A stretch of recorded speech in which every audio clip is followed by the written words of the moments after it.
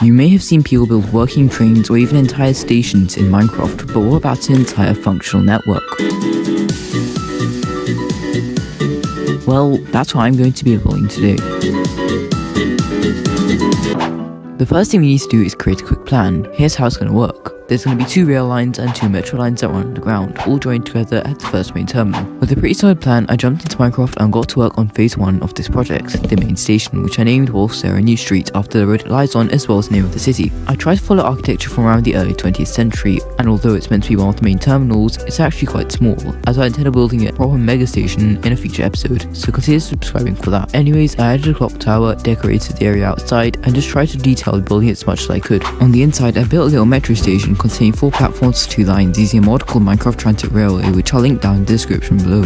After that, I began decorating the inside of the mainline station, adding escalators leading to a few small shops, as well as 2 entrances to the platforms. This station has a pretty strange layout, with 4 platforms located underground for shorter trains serving the main islands, and another 4 above ground, with a train shed to contain the longer platforms for high-speed trains leading to other islands. And with that, the first station was complete.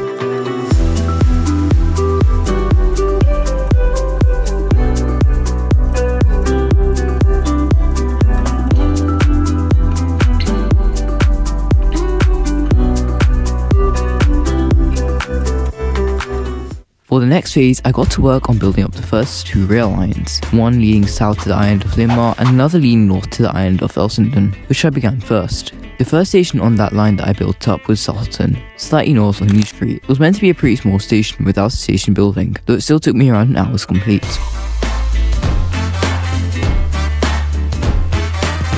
I built the next station in the unbuilt district of Cruton, right by the cliffs, hence the name Cruton Cliffside. This was a slightly larger station with a small building. A little further down the line was Cruton.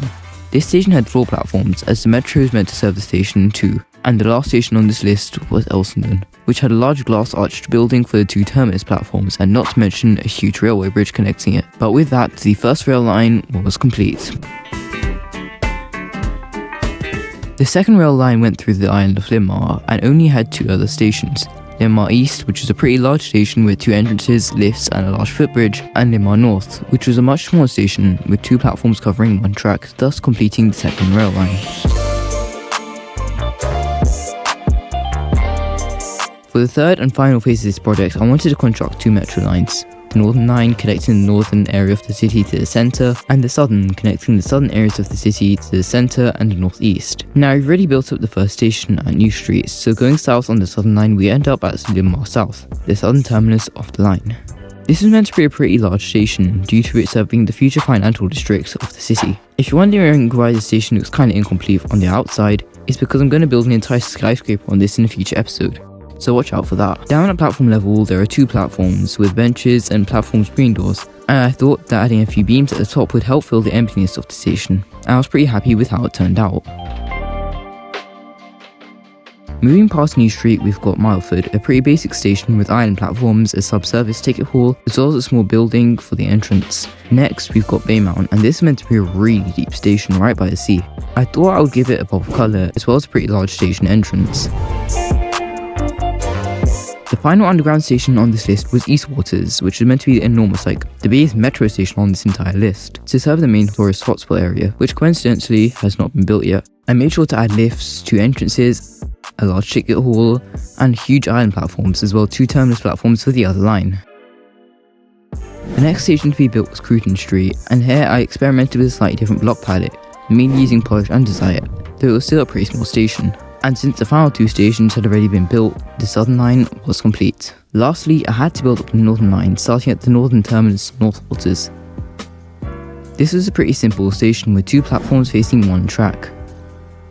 Next, there was West Bay Town, another simple station in the suburbs, which of course haven't been built yet. And there was West Bay and Niltonworth, don't ask where I'm getting these names from, and then I went underground to build Sutherton Town, which followed similar designs to the other stations we've built so far. Since the platforms at New Street had already been built, I went past at South Waters, another station by the coast. The layout of this was inspired by stations on the Moscow Metro, but with a more modern design, and since I had already built the platforms at East Waters, the Northern Line as well as the entire project was complete.